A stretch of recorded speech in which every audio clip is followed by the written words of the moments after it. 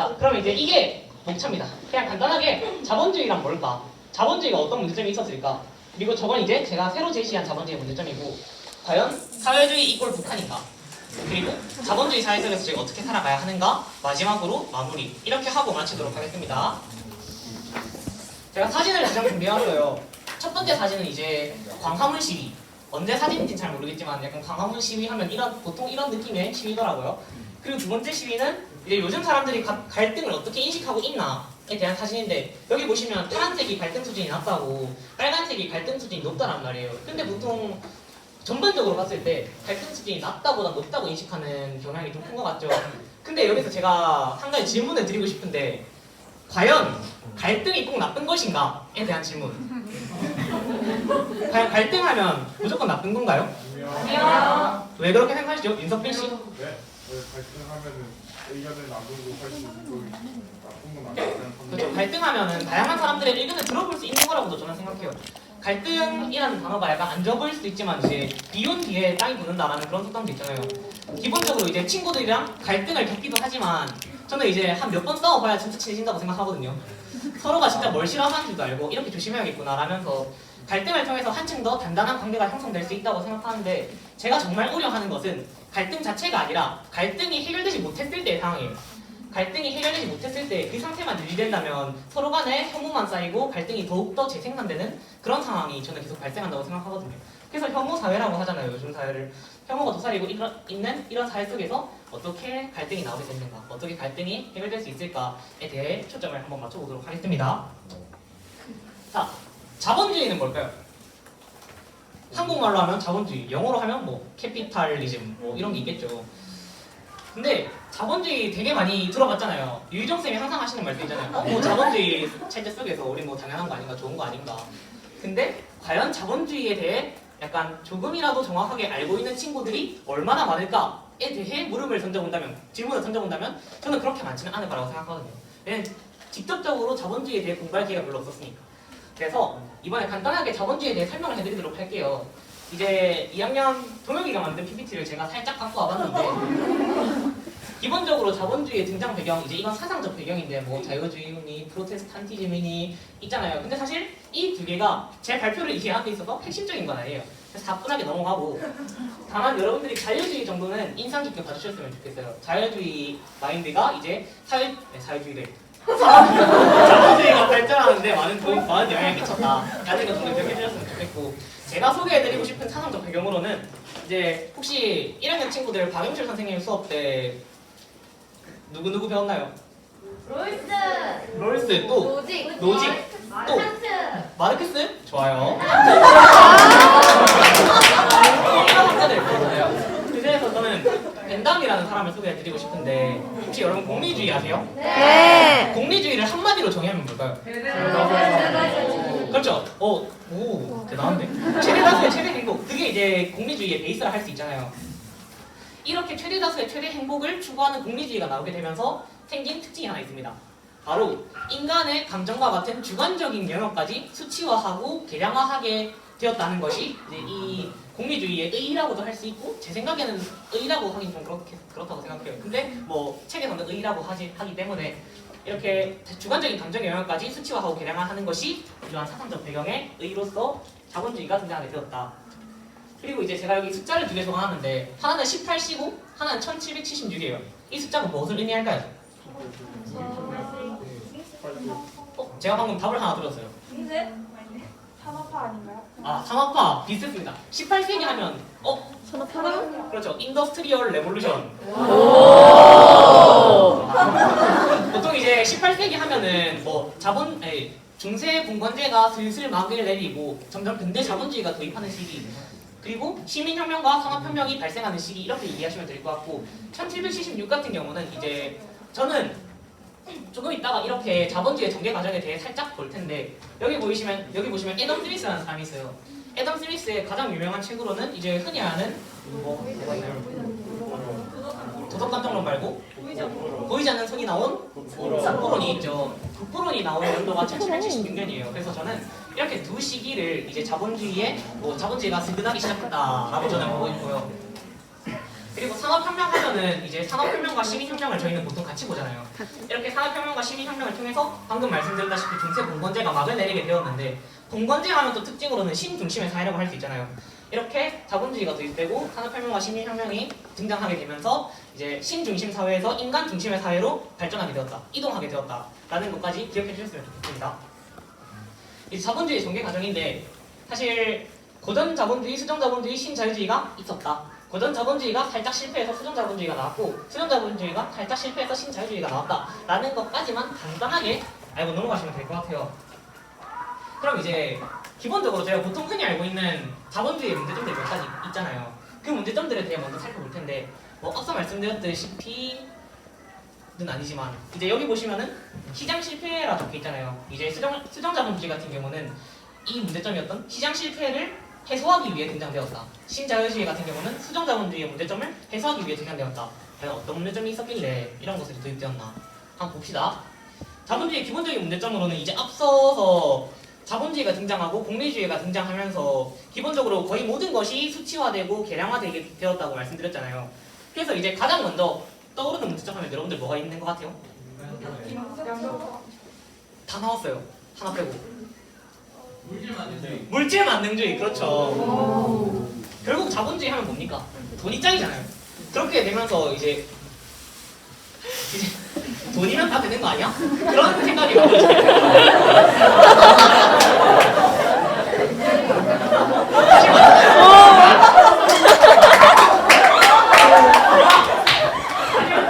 자본주의 사회가 도입되고 모든 것들이 수치화되고 계량화되면서 맞는 말이에요. 돈이면 다 되는 사회가 온 거죠. 근데 이렇게 돈이면 다 되는 사회가 옴에 따라서 또 생긴 문제가 더 있는데, 바로 빈부격차와 인간소외라는 거예요. 빈부격차 같은 경우는 여러분들 다 아시잖아요. 그냥 돈을 쌓는 사람만 쌓고 일하는 사람이 계속 일만 하는 거예요. 그러면 점점 격차는 커지겠죠. 여러분들 모두 다 아는 빈부격차가 이렇게 나오게 된 거고, 인간소외 같은 경우는 이제 산업혁명이 시작되면서 인간도 하나의 부품 느낌으로 쓰이게 돼요. 그냥 뭐 기계 부품 하나 빠지면 고치듯이 사람도 뭐 이 사람 좀 갑자기 일하다가 다쳤네? 그럼 뭐 너 해고, 그럼 다른 사람 쓰면 되고, 그렇게 이제 인간이 부품화 되면서 인간소외 현상이 발생했다고 보시면 될 것 같습니다. 근데 저는 이것들을 넘어서 약간 새로운 관점에서 바라본 자본주의 사회의 문제점을 소개해드리고 싶어요. 바로 평균과 모방과 경쟁이라는 것인데, 우선 평균부터 한번 살펴보도록 할까요? 제가 지금부터 말씀드리는 이야기는 책 평균의 동화를 기반으로 해서 다양한 부분을 말씀드리고 싶다는 것을 알아주셨으면 좋겠고, 제가 시험이 끝나고 이제 인스타그램 하다가 이런 걸 봤어요. 한국 남녀는 20대 동안 약 5번 연애를 합니다. 이거 보면서 전 생각을 했죠. 그러면 이제 나 대신 연애를 10번 할 사람을 구해야겠다. 혹시 여기서 저 대신 10번 해주실 분 계신가요? 오. 살짝 힘들죠? 지금부터 평균의 문제점에 대해 살펴보도록 할게요. 근데 왜 평균의 문제점이 뭐가 있지? 하실 수 있어요. 왜냐하면 저희 이제 보통 초등학교 때 대표값 막 이런 거 배우면서 중앙값이 있다, 최빈값이 있다, 그리고 평균이 있다, 뭐 이런 것들을 배우잖아요. 근데 그 중에서 저희는 항상 평균을 자주 써요. 평균을 자주 쓰는 데는 나름의 이유가 있지만 그만큼 평균이 가지고 있는 모순점이 있다는 것을 지금부터 말씀드리겠습니다. 우선 평균이 등장하게 된 배경을 저는 두 가지 정도로 나누고 싶어요. 첫 번째로는 사회적인 배경이고, 두 번째로는 이제 자연과학적인 배경을 말씀드리고 싶은데, 앞서 말씀드렸다시피 산업혁명이 이제 일어나게 됐잖아요. 산업혁명이 일어나고 이제 점점 더 많은 돈을 쌓아가게 되면서 이 집단의 이 공장의 이제 수치는 얼마나 되는가, 이 공장의 평균적인 뭐 근로시간이나 이런 건 얼마나 되는가, 이런 것들을 따지게 되면서 집단 간 비교를 할 때 평균이라는 것이 되게 용이해집니다. 왜냐면 그 집단을 나타내는 특성으로서 평균이 손색 없다고 생각됐기 때문이고요. 그리고 자연과학적인 측면에서 살펴봤을 때 이제 산업혁명을 통해 봉건제에서 근대 자본주의로 넘어오게 됐다고 했잖아요. 그리고 이와 동시에 신중심 사회에서 인간 중심의 사회로 넘어오게 되었다고 말씀드렸는데, 이렇게 인간 중심의 사회로 넘어오게 되면서 저는 가장 핵심적이라고 생각했던 이제 발견, 혁명이라는 것이 이제 천동설이 아닌 지동설로 사람들이 점점 확실하게 믿게 되었다라는 게 저는 크다고 생각하거든요.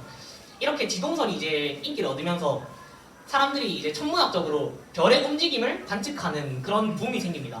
근데 사람이 학자 한 명 한 명 관측하는 거는 한계가 있잖아요.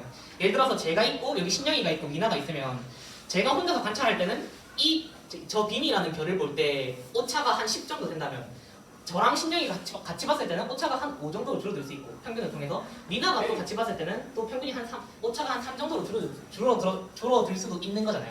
그렇기 때문에 자연과학적인 부분에서 평균이라는 것이 되게 많이 쓰였다라는 것을 알아주셨으면 좋겠어요. 근데 이렇게 평균이 너무 많이 사용되게 되면서 점점 생기게 된 문제점이 있어요. 바로 평균이 아닌 사람들이 비정상적인 사람으로 간주된다는 거예요. 평균에는 오차를 줄이기 위한 개념으로 평균이 있다고 말씀하셨잖아요. 이 말인즉슨 평균에서 벗어났다 이꼴 오차가 있다 라는 걸로 해석될 수 있다는 거거든요.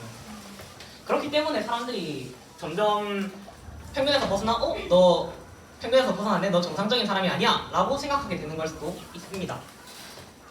제가 지금 혹시 뒤에 그림 잘 보이나요? 네. 여기 그림이 하나 있죠. 제가 좋아하는 게임에서 가져온 그림인데 이 자동차뿐만 아니라 그냥 여기서부터 시작해서 이 노란 집으로 저는 가고 싶어요. 여기서부터 이 길을 따라 노란 집으로 가는 방법은 몇 가지가 있을까요? 많아요. 구체적으로 딱 찍어줬으면 좋겠어요. 없는데? 한 가지? 없다? 왜 없다고 생각하세요? 한 가지. 한 게 아니야. 한번 따라가 볼까요? 그런가? 예를 들어서 이 차를 타고 간다고 해볼게요. 제가 팔이 짧아서 저기까지 닿진 않지만 그냥 흐름을 한번 봐주세요. 쭉 가요. 그럼 이제 저쪽 갈래길을 통해서 이쪽 혹은 저쪽으로 갈 거 아니에요. 근데 이쪽으로 가면 일단 저 노란 집으로 못 가죠? 이제 저희는 절로 가야 돼요. 위로 가야 되는데 위로 가면 빨간 집으로밖에 못 가는데? 하면은 이 집으로 가는 경로가 없는 거 아닌가요? 라는 생각이 들 수 있어요. 하지만 그건 이제 이 차를 타고 갔을 때 얘기고 저희가 그냥 걸어서 갔을 때는 그냥 뭐 저기 갈림길에서 딱 내리면 바로 집이 있는 걸 수도 있고 그냥 여기서 살짝만 내려서 살짝 걸어갈 수도 있잖아요. 차를 타고 가더라도 이렇게 다양한 경로가 있다라는 것을 첫 번째로 말씀드리고 싶었는데 그러면 여기서 이제 제가 한 3분 정도의 질문을 드릴 텐데 앞에 있는 분들 그냥 3분한테 질문을 드려서 볼게요. 우선 신효원 씨 네. 예를 들어서 이제 아이가 성장하게 되면서 배우는 것들이 있잖아요. 예를 들어서 뭐 말하는 법이나 뛰는 법이나 이런 것들을 배우게 되는데 이 과정 자체에 그냥 이것들을 다 배우기만 하면 이제 정상적인 아이라고 생각했을 때 말하는 법을 먼저 배운 아이가 있고 뛰는 법을 먼저 배운 아이가 있어요. 그러면 말하는 법을 먼저 배운 아이는 비정상이에요? 그렇지 않죠. 그러면 이제 신영이 뛰는 법을 먼저 배운 친구는 비정상인가요? 그렇지 않죠. 그럼 이제 미나 예를 들어서 99명의 친구가 있어요. 그리고 1명의 친구가 있어요. 99명의 친구가 말하는 법을 먼저 배웠고 1명의 친구가 뛰는 법을 먼저 배웠어요. 그럼 이렇게 뛰는 법을 먼저 배운 친구는 정상인가요? 네. 정상이죠. 왜 그렇게 생각하세요? 그 분야에서 더 발달됐어요. 그 분야에서 더 발달될 수 있으니까 사실 뭐 말하는 거 그리고 뛰는 거 여러분들 중에서도 말하는 거를 먼저 배운 친구가 있을 수 있고 뛰는 걸 먼저 배운 친구가 있을 수 있잖아요. 근데 지금 그게 구분이 되나요? 그걸로 정상 비정상이 구분이 되나요? 그렇지 않죠. 이걸로 정상 비정상을 구분하기 힘든 일인데 만약에 평균이 이렇게 도입된다 그러면은 99명의 친구가 갔던 길은 이제 평균적인 길이 되겠죠. 그리고 1명의 친구가 갔던 길은 평균적인 경로가 아니게 됩니다. 근데 제가 방금 말씀드렸다시피 평균적인 경로를 걷지 않은 친구는 비정상적인 친구로 간주될 수 있어요. 실제로 미국에서 이런 일이 있었는데 미국에서 이제 이러한 실험을 했어요. 이제 그냥 뭐 다 상관없다 정상이다라는 게 밝혀지기 전에 99명의 친구가 따라간 경로가 아닌 1명의 친구가 간 경로는 약간 비정상이다로 취급을 하여서 이 1명의 친구 뭐 어머니를 데리고 심리 상담을 하든 뭐 아이들의 치료법을 개발하든 이런 일이 비일비재했었는데 사실은 그렇지 않다는 거죠. 모두가 다 정상이기 때문에 이런 것이 평균의 모순이 될 수 있다. 그래서 저는 이거를 학교에 한번 도입을 해봤어요. 마침 이제 교감쌤 교장 선생님이 계신데 이제 저희 모두가 학습 환경이 다르잖아요. 근데 뭐 이건 제가 뭐 미리 말씀드리는 거지만 뭐 학교를 비판하려는 그런 의도가 있는 게 아니라 그냥 개개인성에 대해 얘기해주고 싶은 거예요. 다양한 이제 경로들이 있잖아요. 예를 들어서 저 같은 경우는 뭐 국어를 공부하는 게 잘 될 수도 있고 낮에 공부하는 게 잘 될 수도 있고 효은이 같은 경우는 밤에 공부하는 게 잘 될 수도 있고 뭐 연주 같은 경우는 새벽에 공부하는 게 잘 될 수도 있고 이렇게 사람마다 다 달라요. 그런데 요즘에는 이제 뭐 자유학기제다 뭐다 해서 다양한 경로들이 생기고 있긴 하지만 기본적으로 학교에서는 학생들에게 정말 많은 모든 학생들 한 명 한 명에게 맞춘 커리큘럼을 제공해 줄 수 없잖아요.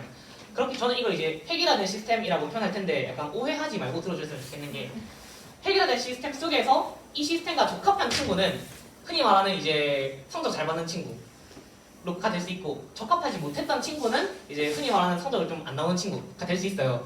근데 이제 제가 방금 말씀드렸다시피 우려되는 부분은 이 체계와 적합한 학생은 정상적인 친구 혹은 우월한 친구, 이 체계와 적합하지 않는 친구는 비정상적인 친구 혹은 열등한 친구로 낙인 찍히는 것이 제가 우려하고 있는 겁니다. 왜냐하면 이제 혹시 마이클 샌델 교수를 좋아하시는 분들이라면 승자의 오만과 패자의 교력이 정당화될 수 있다라는 표현을 종종 볼 수 있는데 이게 약간 그런 맥락이라고 생각하거든요.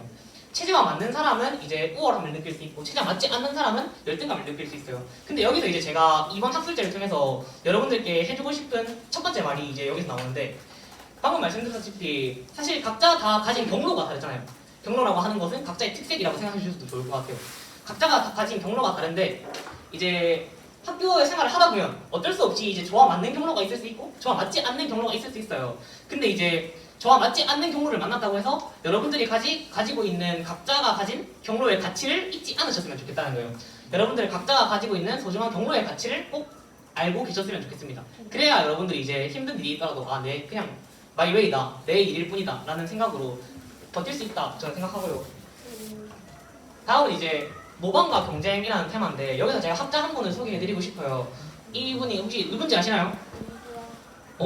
어떻게 네. 근데 진학을 하는 분인데 이분의 이제 제가 인상 깊게 읽었던 이론으로는 모방 이론이라는 게 있어요. 이제 예를 들어서 저가 있고 여기 호정이가 있어요. 그럼 이제 만약에 제가 무언가를 성취하기 위해서 동기가 부여될 때 그냥 난 이게 하고 싶다도 아니고 호정이를 따라하고 싶다도 아니고 호정이의 욕망을 따라하고 싶다. 내가 호정이의 욕망을 구하게 된다는 거예요. 그리고 호정이는 이제 저처럼 저의 욕망을 따라하게 되는 거죠. 이렇게 이제 서로 상대방의 욕망을 따라하게 되면서 점점 비슷해지는 관계가 되는데 저는 이제 이 과정을 상호모방이라고 하고 이 학자는 이분은 이제 이렇게 닮아간 상호모방을 하고 있는 저와 호정이의 관계를 짝패라고 부르기로 했어요. 근데 이 짝패는 문제점이 하나가 있어요. 무슨 문제점이 있냐? 짝패가 된 순간부터 어느 순간 욕망을 실현하는 게 본질이 되는 게 아니라 서로를 이겨야겠다는 경쟁심이 본질이 되는 거예요. 이제 그런 거 있잖아요. 예를 들어서 저랑 호정이가 거의 비슷해졌어요. 이제 서로를 따라하면서. 근데 저는 어떻게든 호정이보다 더 특출나 보이고 싶어요. 그렇기 때문에 생기는 경쟁심일 수도 있고 원인은 다양할 수 있지만 어떻게든 이렇게 상호모방을 통해서 만들어진 짝패는 경쟁심, 무조건 상대방을 이겨야겠다 는 경쟁심이 생기게 되는 겁니다. 근데 자본주의랑 이게 무슨 관련이 있는 거길래 도대체 저 사람이 저기서 발표를 이렇게 하나? 라는 생각이 들 수 있어요. 제 개인적인 생각, 앞서 말씀드렸지만 제 개인적인 생각일 뿐이고, 근데 저는 중세분권제가 있고 근대 자본주의 사회가 있으면 중세분권제에 비해 현대 자본주의 사회는 이러한 상호 모방과 짝패를 통한 경쟁이 일어날 가능성이 되게 더 높아졌다고 생각해요. 왜냐면 기본적으로 중세분권제 같은 경우는 신분제 사회잖아요. 신분이 낮은 사람은 신분이 높은 사람을 욕망할 수 있어요. 그러나 신분이 높은 사람이 신분이 낮은 사람을 욕망할 경우는 상대적으로 별로 없겠죠. 그리고 또한 욕망을 이룰 수 있는 조건도 저는 다르다고 생각해요. 봉건제 같은 경우는 예를 들어 제가 농노고 미나가 이제 영주예요. 제가 아무리 이 영주를 욕망해봤자, 아무리 이 사람처럼 되고 싶다고 해봤자 저는 이걸 이룰 수단이 없어요.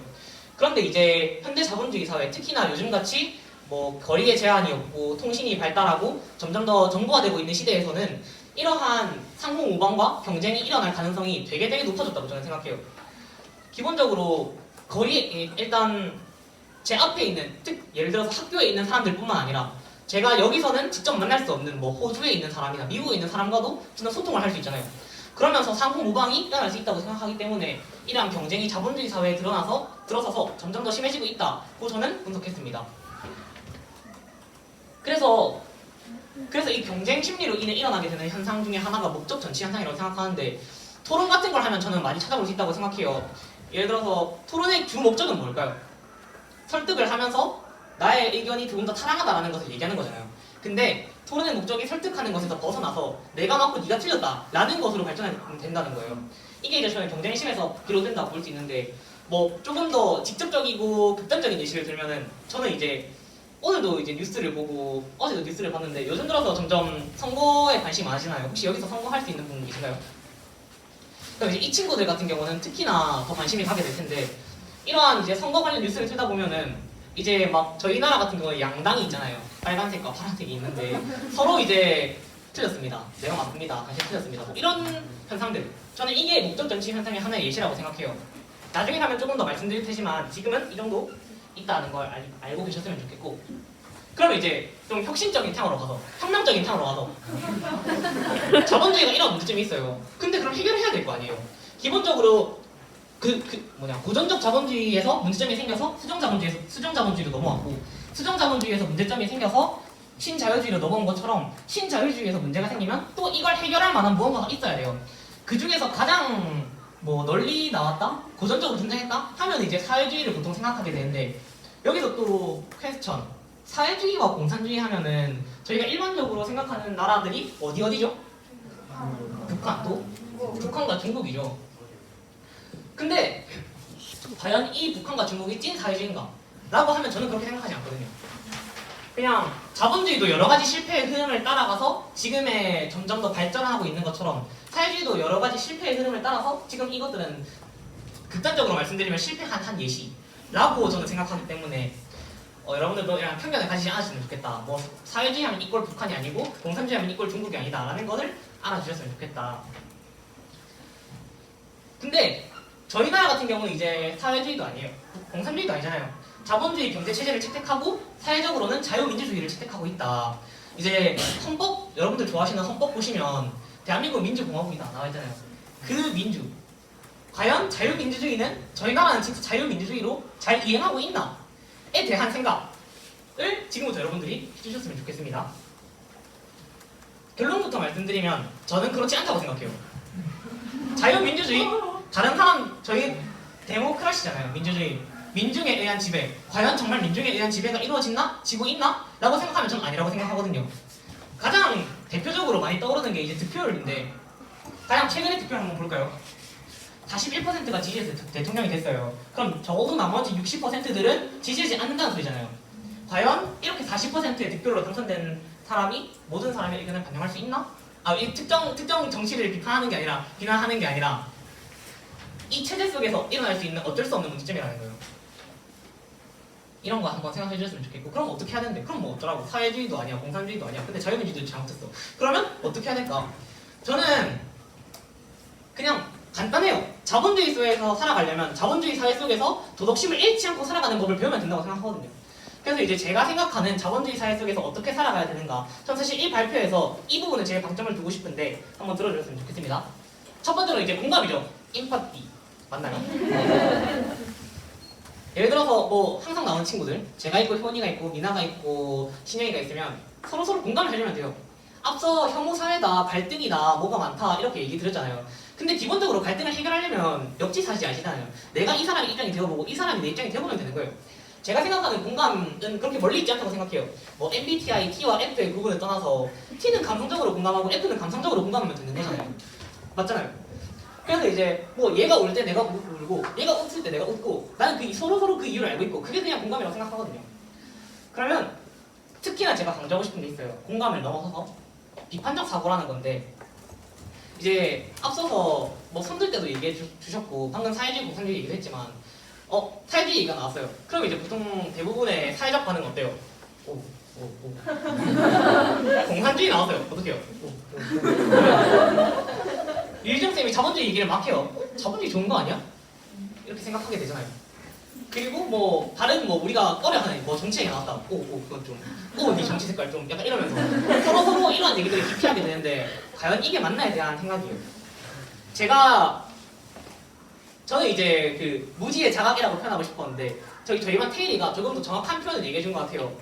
개념의 무지가 저는 비판적 사고가 부족한 거라고 생각해요. 예를 들어서 사회주의가 있고 자본주의가 있고 공산주의가 있으면 그 개념에 대해 제대로 모르면서 흔히 이제 극단적으로 얘기하자면 모르면서 얘기하는 것, 그것이 이제 저는 비판적 사고가 부족하다고 생각하는데요.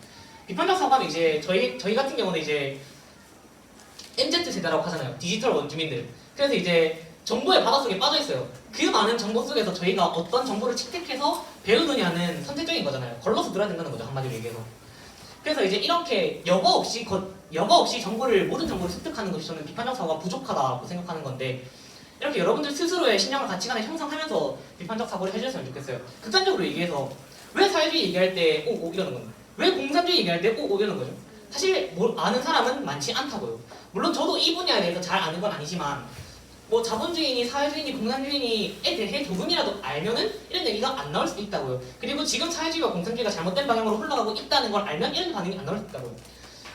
왜 정치 얘기를 하면 안 되냐? 왜 남녀 갈등에 대한 얘기를 하면 안 되냐? 왜 난민에 대한 얘기를 꺼려 하느냐? 왜 저희는 극단적으로 봤을 때 이제 왜 저희는 페미니스트를 영입한 것을 싫어하는가? 사람들이 왜 그런 것에 대해 부정적인 반응을 보이는가? 그게 뭐가 잘못되는데? 라고 생각할 수 있잖아요.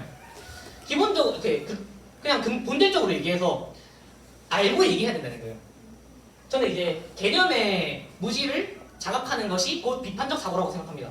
여러분들도 이제 서치 같은 걸 하실 때 이런 것들을 통해서 조금 자신만의 신념이나 가치관을 형성해 주셨으면 좋겠어요.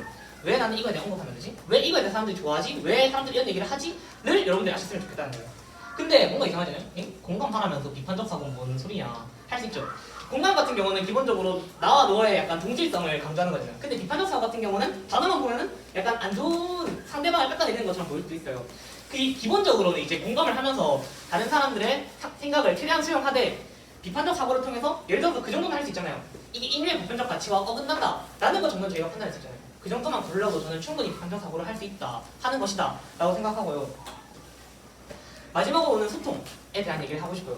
기본적으로 공감이든 비판적 사고든 하려면 일단 뭐 왔다 갔다 하는 게 있어야 될 거예요. 내 머릿속으로 들어오는 게 있어야 되고 내 친구의 머릿속으로 내가 얘기해주는 게 있어야 돼요. 그래서 제가 이 자리를 마련한 것도 사실 소통의 자리를 최대한 마련하고 싶었어요. 그래서 남는 시간 동안도 여러분들과 최대한 얘기를 나눠보는 시간을 가지고 싶은데 어쨌든 이렇게 소통을 통해서 공감도 할 수 있고 비판적 사고도 할 수 있는 능력을 기르면서 자신 스스로의 가치관과 신념을 형성해 나간다면 저는 이제 이 자본주의 사회 속에서 문제가 되는 혐오와 갈등을 충분히 예방할 수 있다고 생각합니다. 그럼 이제 슬슬 마무리를 하고 여러분들의 생각을 듣고 싶은데 첫 번째로 말씀드리고 싶은 거는 이제 앞서서 평균 얘기할 때, 경로 얘기할 때 여러분들이 가지고 계신 모두가 가지고 계신 각자의 경로가 가진 가치를 여러분들이 꼭 인식해 주셨으면 좋겠다. 그리고 이제 그 다음으로 방점을 찍고 싶은 것은 이것들 공감과 비판적 사고, 개념의 무지를 하면 안 되는 이유, 그리고 소통 이렇게 꼭 여러분들이 기억해 주셨으면 좋겠고 이제 발표 내용은 이게 거의 답니다. 근데 이제 10분이 남았죠. 그래서 저는 여러분들 개인적인 생각이나 사견이나 혹은 질문 약간 이렇게 얘기해보면 어떨까요? 혹은 이거에 대해서